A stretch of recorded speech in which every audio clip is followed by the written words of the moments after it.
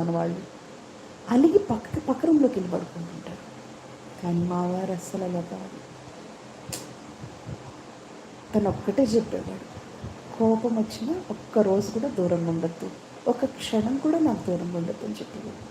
కోపంగా ఉండు కానీ దూరంగా ఉండకు అని చెప్పేవాడు.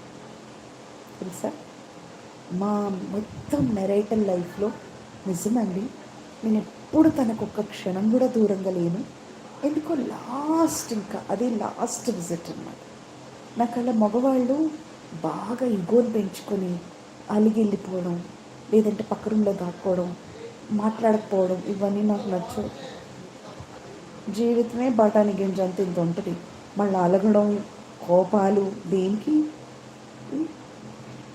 ఉన్నది చిన్న లైఫ్ కదా, అలగడం అస్సలు ఇష్టం ఉండదు, భయం వేస్తుంది.